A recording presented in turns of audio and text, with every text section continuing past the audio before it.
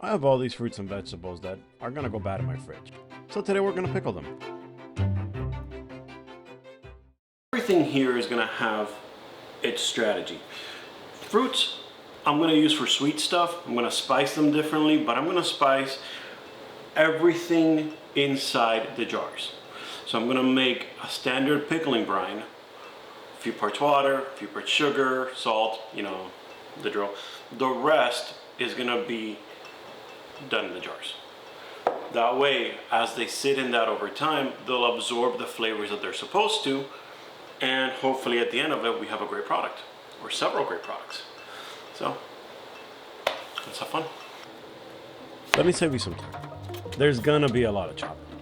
Organic fruits and vegetables don't really like going into glass jars willingly. So after some gentle nudges at knife point, they go into their new homes. The whole process is really very simple if you've never done it. 1 part water, 1 part vinegar, apple cider is my favorite, but you do you. 1 tablespoon of salt and 1 tablespoon of sugar. I ran out of brown sugar, but it works just as well with the white. What that mixture does is, across the board, it's going to season the fruits and vegetables inside the jars, drawing out their natural flavors. But because we're also adding spices to the jars later in the video, we're flavoring the stuff inside. Sound confusing? Let me explain. We got time. There's a lot of chopping to do. That's like 84.6% of this video. So we have time to get to know one another. But back to flavor. There's a difference between flavoring and seasoning. Seasoning is salt and pepper. That's it. It draws out the natural flavor already in the food. Flavoring is different. As the name suggests, it flavors the food. It adds a new flavor that's not naturally found in it.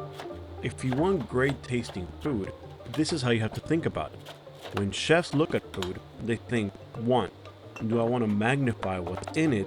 Or 2, do I want to pair its natural flavor with something else? Here, for example, I know that beets have an earthy and sweet flavor. I'm adding green onions that complement that earthiness with grassiness. Let's go with that. Because I know they play well together. And once they're in a brine, everything is going to get dialed up. I guess the best way to think about it is to say that this pickling marinade is going to dial up the noise on these flavors. If they're too faint to taste on their own, the pickling will lift them so that they can be appreciated. Now, stick around to the end of the video because I'm going to show you one last thing to pickle. And this is a big one. This is an interesting one. Because I don't think you've ever done it before. Can't tell you what it is yet. But we're also going to pickle something else. Apples.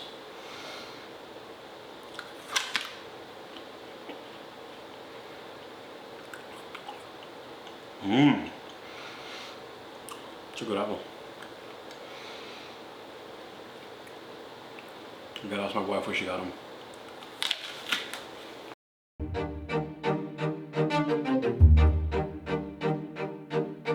So, if you've seen up until this part of the video, this is the last thing that you really want to pickle. Plums. Simple, dried plums. This, I think more than the blueberries, are gonna go great with Chinese dishes, because there is a Chinese dish, I'll look up the name of it now, or it'll appear on the bottom of the screen, that has dried plums, dried pickled plums. Meats is another one. There's a logic here. A lot of Middle Eastern dishes use plums to sweeten, but they didn't have, as far as I know, the technology to, or the food culture to pickle these things. They dried them, and that made it safer, easier for travel. What about pickling? Would that do anything to a stew, for example? That's an interesting thing that we can find out. Also, with some cured meats, some cheese, something like this, which is sweet and it's gonna be tangy and it's gonna probably have a kick and make it spicy. That might be really good. Let's see. For the savory jars, I'm toasting a blend of fennel seeds, mustard seeds, dried chilies, and cumin. To toast the spices, the pan is hot and I'm moving them around for about 2 minutes so so they can slightly darken in color. That will release the oils in the seeds and enhance the flavors of the spices. For the sweet stuff, blueberries, apples, plums, I'm toasting cloves, allspice, and star anise. Sweets and holiday spices go hand in hand. How do they go with pickling brine is gonna be a surprise to us all though. So stick around for the end and we'll figure it out together.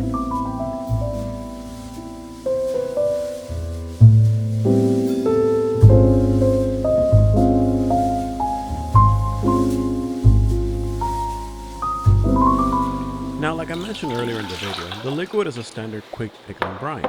1 cup water, 1 cup apple cider vinegar, 1 tablespoon of sugar, and 1 tablespoon of salt.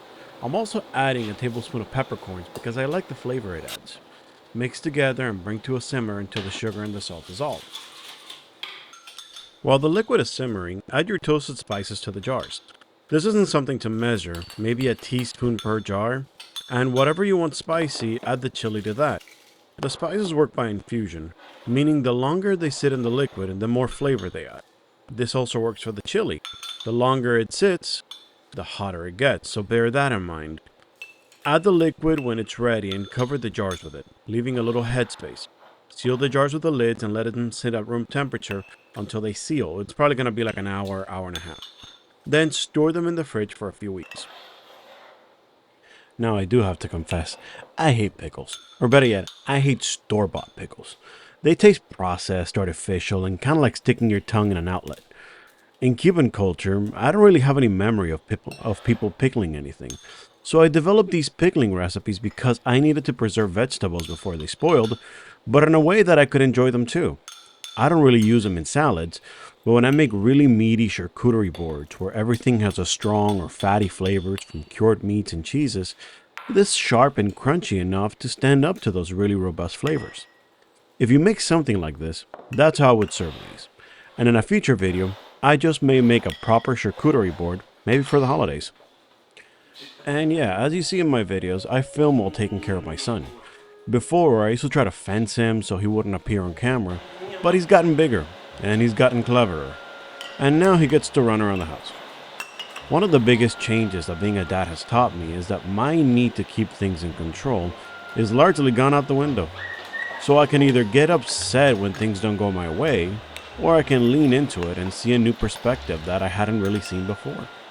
Usually when I do stop fighting for control, I get to be pleasantly surprised that the thing that I was fearing isn't usually what happens. I learned to trust in God and be surprised at how my kid grows day by day.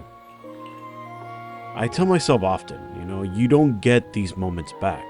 So even when he's difficult and I'm not my best as a dad, which I feel like all the time, it's still a privilege to be a dad, to be my kid's dad, to give him chicken tenders while we're filming, even if that means I also get a hug for it.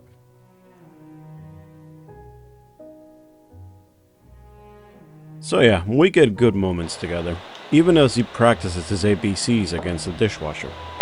I guess a creative aesthetic that I had for this channel has gone out the window, and it's become cooking with child. I hope you're into that.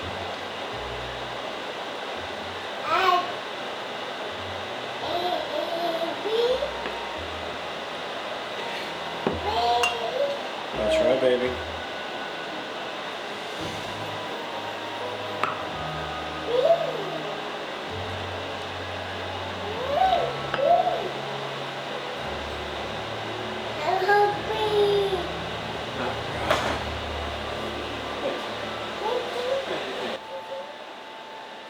As he gets one more chicken tender for lunch.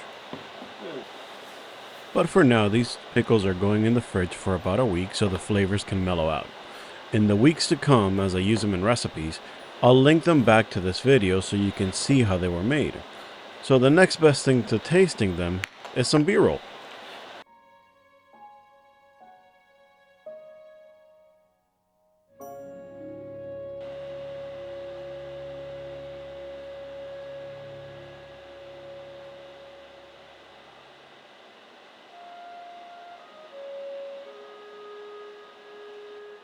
And with that, I'm signing off. This video has taken way longer to put together than I intended, and I have plenty more to film this week and add it to the channel for the summer. See you next time.